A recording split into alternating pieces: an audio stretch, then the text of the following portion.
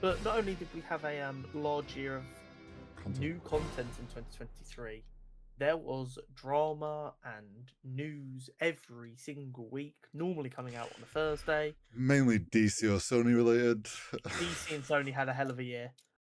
So I've grabbed some noteworthy ones here. I'm sure you will all remember more as we talk about them.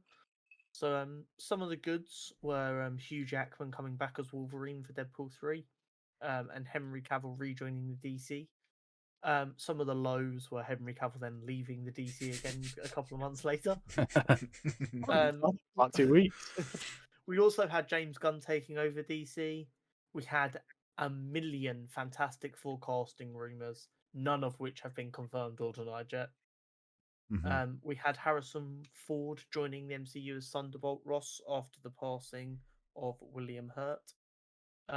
We had many woes from Ezra Miller, which has gone silent for now. We'll see how that goes. We had confirmation that Joker 2 was going to be a musical. During San Diego Comic-Con, we got phases 5 and 6 of the MCU laid out. The Infinity Saga, no, not Infinity Saga, the Multiverse Saga. And Sony take the cake for me with the announcements of El Muerto, Madam Web, and Hypno Hustler. You're missing. You're also missing one. Oh. Yeah, no, I don't include Craven because he's not a random character to do a film on. Yeah, but they're still fucking it up. So yeah, they are. That's a whole different argument, though. I think the biggest takeaway, and news-wise, is Sony's fucked up at every turn they can make. DC has fucked up for 90% of the year and has saved it at the end of the year by hiring James Gunn. You really give them credit for that if they do it like accidentally? Well, it's better late than never. Yeah, that's true. Henry Cavill's had an absolute mare at the end of the year. Yeah, the man. I mean, he's launched his 40K project though, which has the internet abuzz. This is true. He's a perfect guy for that, to be fair, because he's a massive nerd. Yeah, I mean, I think that's all fans want with these projects. The prediction is that he's only doing this because he wants his own official canon figure in Warhammer. If I was Henry Cavill, I would do this as well to get my figure. I back it. I back it 100%. I mean, I guess the question is, have I missed anything that you guys like? That was a big bit of news. It wasn't a big bit of news, but I did have a lot of fun earlier in the year with Hori's weekly "Is Black Panther filming or not?" update. That then went dark, and then we were like, "Oh, there's a trailer now." By the way, we did have a lot of fun trying to guess what productions were and weren't being hampered by COVID. There was the never-ending saga of DC delaying its projects. Yes. And I'm still not convinced that's fully over. I think Aquaman could face another delay. Shock. But I'm trying to think if there's anything else. I think you've actually. I have one that doesn't directly relate to TV and film, but it could do if there's a crossover. We had the big Activision takeover from Xbox earlier in the year, which was huge for the entertainment industry. We did. Although obviously it's still not gone through yet. Yeah, we'll see.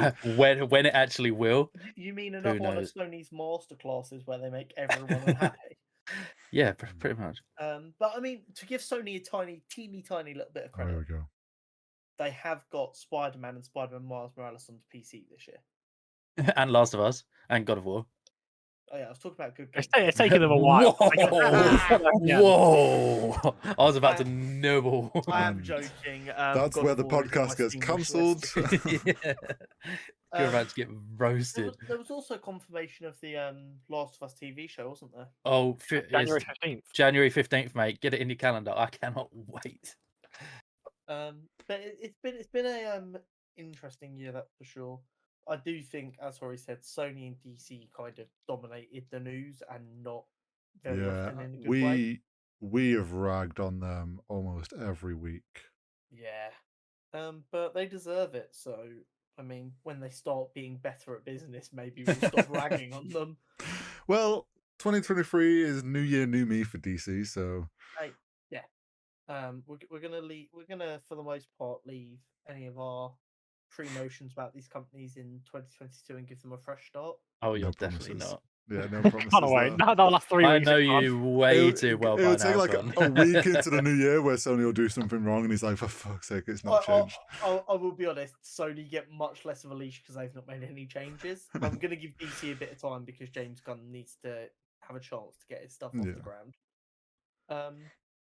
It's just, it feels like every week there was something going on. Yeah, it was.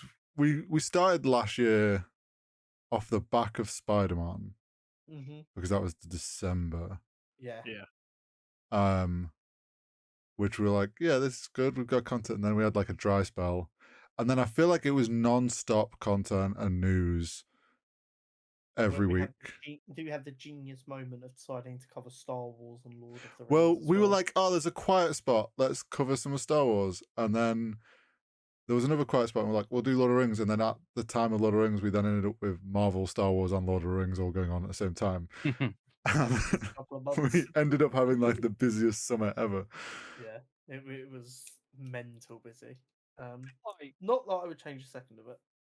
I feel like it's hard to remember any big Marvel news from this year just because DC was so useless that something stupid always came out. So I feel like if Marvel did anything wrong, no one knew about it because DC were too busy doing whatever fuck up they were doing that week. Yeah, like I said, the only real Marvel news was the millions of casting rumors, mainly around Fantastic Four, but some other. Yeah, and I mean the Phase 5 and 6 got laid out.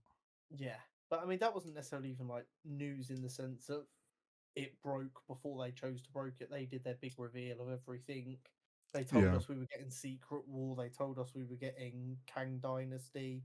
They went, "This is how it's all going," and we all collectively went, "Oh shit, that's fast." And that keeps us going for another couple of years. Yeah, that makes our life easy until 2026, at which point this empire comes crumbling down.